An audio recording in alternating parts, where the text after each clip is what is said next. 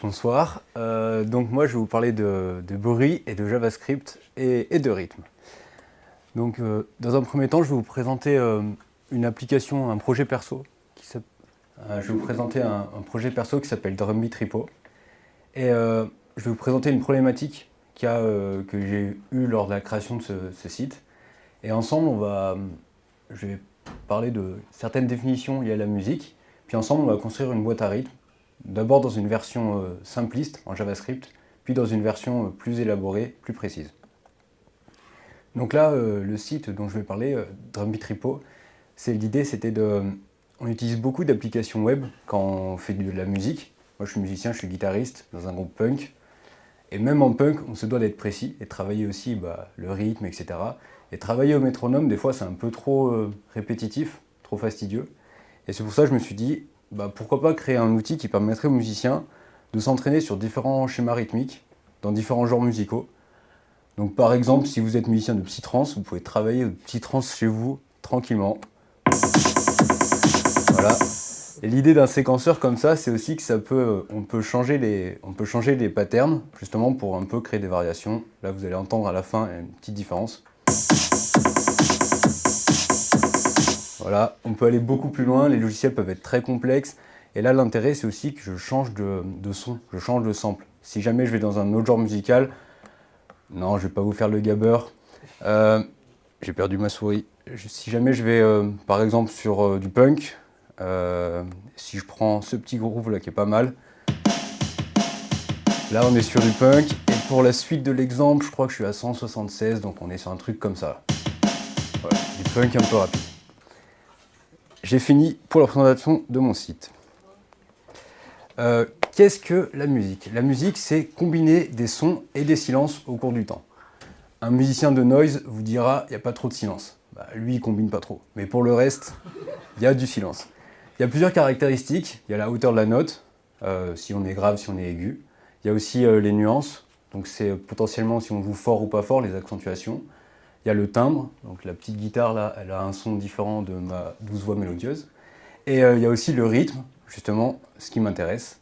Le rythme, c'est l'organisation dans le temps d'événements musicaux. Et le rythme, pour l'écrire, donc là sur une partition de batterie, l'axe des abscisses, c'est l'axe du temps qui passe. Et c'est très triste comme dit comme ça. Et on voit que la hauteur de chaque note va correspondre à un instrument que le batteur va taper. Donc là, en l'occurrence, c'est le rythme de punk qu'on entendait tout à l'heure, avec 2 coups de grosse caisse, un coup de caisse claire, et un peu de charleston pour mettre des aigus. Qu'est-ce que c'est que ça? Ça, c'était avant qu'on invente l'IA, on s'est dit on va remplacer les batteurs par des machines. Et ça, c'est une boîte à rythme. Bon, ça n'a pas fonctionné. Pardon. Et des IA comme des boîtes à rythme comme ça, il y en a des versions en machine, mais il y a aussi des versions logicielles, et notamment des versions web. Comment ça marche une boîte à rythme quand on veut la coder? Ce qu'on pourrait dire pour faire une séquence simple, on va prendre nos différents instruments et les mettre dans un tableau et indiquer à quel moment on va jouer. Et là, en l'occurrence, on va boucler sur ces 4 notes, 2 grosses caisses. Alors, le petit détail, c'est pourquoi il y a autant de cases dans mon tableau pour 4 notes. C'est parce qu'en fait, ce qui m'intéresse, c'est les quarts de croche. Et je vais vous expliquer ça juste ici. En fait, sur la partition, il y a un chiffre qui correspond à la vitesse à laquelle on va jouer la partition. Et en fait, ça indique beaucoup de choses sur l'information temporelle. Par exemple, quand on est à 176, donc dans le cas du punk, on voit que la carte de croche, elle va passer à 85 millisecondes. C'est-à-dire que le séquenceur, c'est des petites boucles de 85 millisecondes qui vont permettre d'aller d'une case à l'autre. Et c'est quand même assez rapide à l'échelle d'un ordinateur. Effectivement, ça dépend, ça va changer en fonction du genre musical.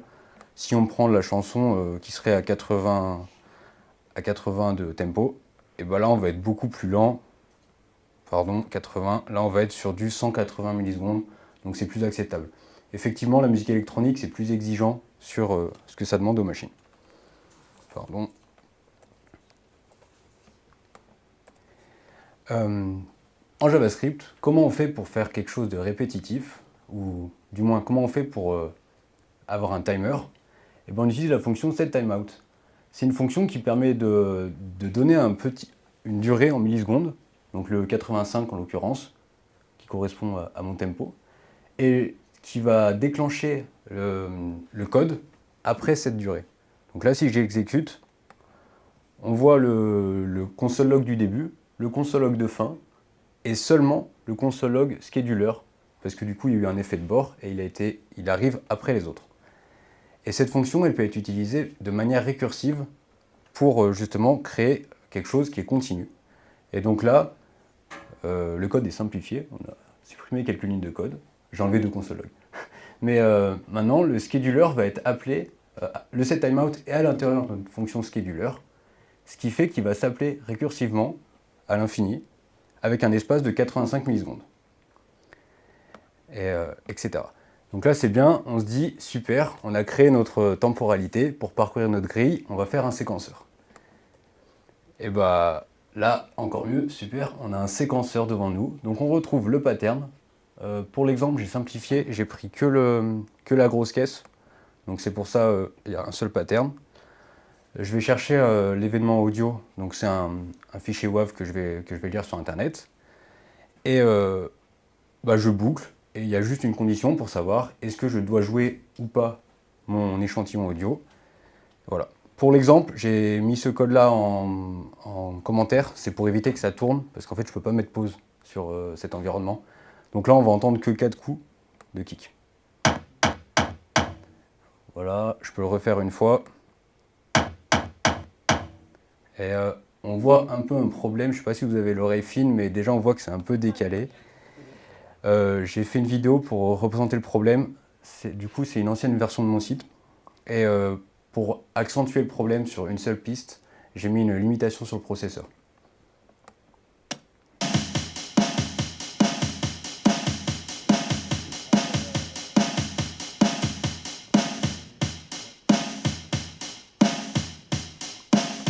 Mince. Ok, très bien. On voit que ça marche pas, et là en l'occurrence c'est dès que j'ai bougé, dès que j'ai interagi avec la fenêtre, ça a bugué, mais ça aurait pu être si jamais il y avait trop de son à jouer, ou ça aurait pu être d'autres choses. Ce qui s'est passé, c'est qu'il y a eu un glissement d'horloge. Donc en fait, il y a un des setTimeout qui a pris plus de temps, et qui va faire décaler tout le reste de la boucle, et donc qui va casser la notion de rythme. Pourquoi ça se passe? Pourquoi est-ce que ça se passe? C'est parce qu'on est sur le thread JavaScript, le thread principal, qui est aussi le thread UI, et donc tout ceci est mélangé. Donc moi j'ai eu ce problème là et j'étais pas très content, j'ai mis un peu longtemps à passer par-dessus et j'ai regardé beaucoup de choses jusqu'à que je tombe sur un papier de Chris Wilson qui date de 2013 et il parle de synchronisation d'horloge. Et donc c'est ce dont je vais parler maintenant. Donc pour ça j'utilise la Web Audio API à travers l'élément audio contexte. Et en fait, ce qui est intéressant avec cet élément, c'est qu'il contient une horloge, context.currentTime, qui est un nombre flottant. C'est le nombre de secondes qui sont écoulées depuis la création de l'instance. Et donc là, avec cet élément, je vais pouvoir mesurer la précision de mon setTimeout. Donc là, je le lance sur setTimeout de 500 millisecondes, et je vais afficher le context.currentTime. Comme c'est un nombre en secondes, je m'attends à voir 0,5, strictement. Donc là, je suis à 0,33, c'est pas très bon. Là, je suis à 490 millisecondes, c'est mieux. 360. Je pense que mon PC n'a plus de batterie. 507. Voilà, mais on voit que c'est pas très précis. En tout cas, ce qui est intéressant, c'est que comme on a une horloge et on a le setTimeout qui est pas précis, mais on a cette horloge qui est plus précise, qui va au-delà de la milliseconde, ben on va pouvoir s'amuser. Là, c'est un schéma qui fait un peu peur, mais il est important. Et l'idée, c'est, en vert, on va retrouver les appels de setTimeout qui sont à une fréquence très rapide. On est sur du 25 millisecondes, donc ils vont assez vite, plus vite que le schéma. Et on va regarder dans une fenêtre, donc c'est les barres bleues, on va regarder s'il y a une note à jouer, ou du moins s'il y a une case, si on est sur une case du tableau. Et si tel est le cas, eh ben on va calculer en fonction de audiocontext.currentTime, justement, à quel moment va tomber, à quel moment doit avoir lieu on doit jouer l'échantillon. Et donc après, on va déclencher un événement qui va permettre d'être joué. C'est ce qui va se passer en bas. Donc on va programmer des événements audio. Donc là, il y a un petit schéma plus sur comment ça marche en termes de code, mais l'idée on a les mêmes layers, et de gauche à droite, on va retrouver d'abord le côté JavaScript, et après on va aller jusqu'à la sortie audio. Et donc en fait, on voit qu'on boucle toutes les 25 millisecondes, et dans le rectangle qui est au milieu, c'est quelque chose qui va se faire en permanence. Et la fenêtre, elle apparaît au niveau de l'élément 2. On va regarder s'il y a une note à jouer dans ce temps-là. Si oui, on va schedule la note. Et ensuite, on va refaire ça toutes les 25 millisecondes. Ce qui est important à comprendre ici, c'est qu'on a des variables mutantes qui sont très importantes. C'est next, note, time et step. Donc step représente toujours l'index dans le tableau. Et next, note, time, c'est celle-ci qui va nous permettre toujours de s'assurer qu'on regarde bien une période future et qu'il n'y a pas une répétition. Donc là, pour cet exemple, il est un peu plus compliqué. Déjà, on ne travaille pas avec le son directement. On n'a pas créé un objet HTML audio. Là, j'ai dû créer un audio buffer. Et donc, j'ai eu des problèmes de Corse. Et c'était pas joyeux. Je suis passé par corseproxy.io. Je ne sais pas si c'est une bonne solution, en tout cas ça fonctionne. Je crée un buffer audio. L'avantage du buffer, c'est qu'il est stocké en mémoire. Ça, c'est ce que permet la Web Audio API. Et on va pouvoir le jouer plusieurs fois en évitant le chargement. Et donc ensuite, on va retrouver la fonction principale, qui est la fonction scheduler, avec la fameuse boucle. Et on regarde donc dans la fenêtre look ahead de 100 millisecondes s'il y a une note à jouer. Et s'il y a une note à jouer, on la joue. Donc là, je vais descendre pour vous montrer la partie importante. Voilà, là, on a toute la partie importante du code. Il est un peu compliqué, mais ce qu'il faut se dire, c'est qu'il y a différentes responsabilités. Dans la méthode schedule note qui est au milieu, on va parler de tout ce qu'il y a en lien avec la Web Audio API. Donc typiquement, on va créer un buffer, on va assigner quels sont les échantillons audio qu'on veut jouer dans ce buffer. On va connecter ce buffer à la destination, à la sortie, donc le hardware audio du PC, puis l'enceinte Bluetooth. Et je vais pouvoir déclencher la source au moment qui m'intéresse. Donc c'est la variable time. Et c'est cette variable time en fait qui est calculée, c'est la variable mutante qui est calculée dans la méthode en dessous, next note time, qui s'incrémente, on voit, à 85 millisecondes. Et la méthode scheduler, comme tout à l'heure, elle est appelée et on a le setTimeout qui fait qu'on répète ça sur une petite temporalité. Donc là, maintenant, je vais réexécuter ça. Pardon. On va voir si ça marche mieux ou pas.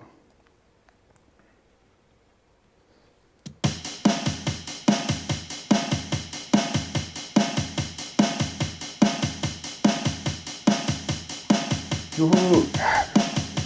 Là, ça marche nickel et c'est vraiment pas mal. Ça marche aussi très bien sur tout type d'appareil. Les téléphones portables, par exemple, ils ont aussi une Web Audio API. Donc c'est top. Et en fait, je trouve que le matériel qu'on a maintenant pour faire de l'audio, il est très puissant.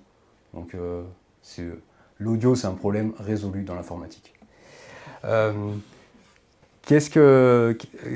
quoi j'ai parlé? J'ai parlé de minuteur et de timer, donc de JS. Ensuite, on a parlé d'horloge, avec l'horloge de la Web Audio API.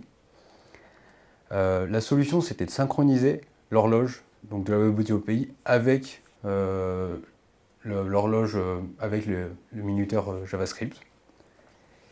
Et pour aller plus loin, on pourrait se demander comment est-ce qu'on fait avec l'affichage graphique.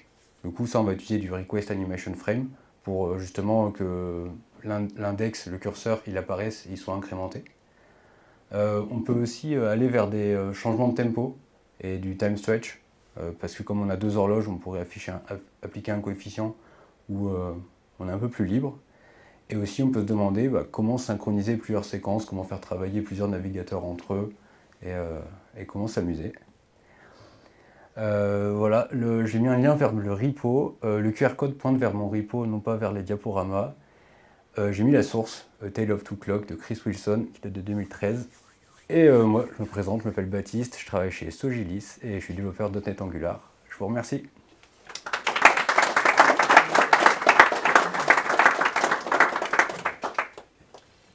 Merci Baptiste. Merci. On a un peu de temps pour les questions. Si vous en avez, je pense à répéter les questions pour les captations. Très bien, je t'écoute. Yes, alors pour le... Donc du coup, quand tu faisais le scheduler, tu avais un look ahead. La question que je me pose, c'est pourquoi est-ce que tu avais besoin de ce look ahead et pourquoi tu n'as pas pu scheduler tout dès le début, par exemple?